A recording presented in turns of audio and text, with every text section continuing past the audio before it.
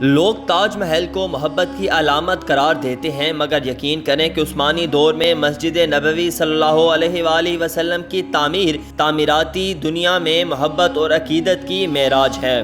ذرا سنیے اور اپنے دلوں کو عشق نبی صلی اللہ علیہ وآلہ وسلم سے منور کیجیے۔ ترکوں نے جب مسجد نبوی کی تعمیر کا ارادہ کیا تو انہوں نے اپنی وسیع و عریض ریاست میں اعلان کیا کہ انہیں عمارت سازی سے متعلق فنون کے ماہرین درکار ہیں۔ اعلان کرنے کی دیر تھی کہ ہر علم کے مانے ہوئے لوگوں نے اپنی خدمات پیش کیں۔ سلطان کے حکم سے استنبول کے باہر ایک شہر بسایا گیا جس میں اطراف عالم سے آنے والے ان ماہرین کو الگ الگ محلوں میں بسایا گیا۔ اس کے بعد عقیدت اور حیرت کا ایسا باب شروع ہوا جس کی نظیر مشکل ہے۔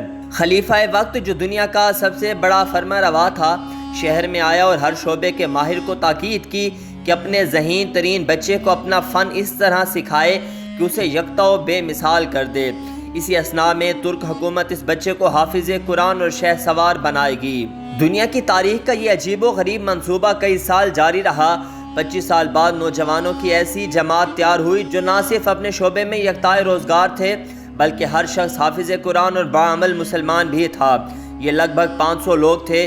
اسی دوران ترکوں نے پتھروں کی نئی کانیں دریافت کیں، جنگلوں سے لکڑیاں کٹوائیں، تختے حاصل کیے اور شیشے کا سامان بہم پہنچایا گیا۔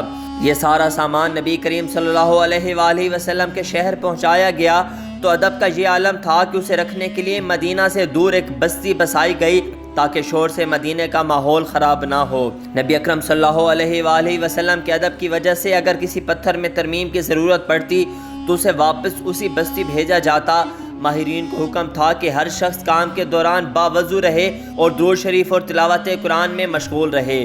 حجر مبارک کی جالیوں کو کپڑے سے لپیٹ دیا گیا، ستون لگائے گئے کہ ریاض الجنت اور روزہ پاک کی طرف مٹی نہ جائے۔ یہ کام 15 سال تک چلتا رہا اور تاریخ عالم گواہ ہے، ایسی محبت، ایسی عقیدت سے کوئی تعمیر نہ کبھی پہلے ہوئی نہ کبھی بعد میں ہوگی۔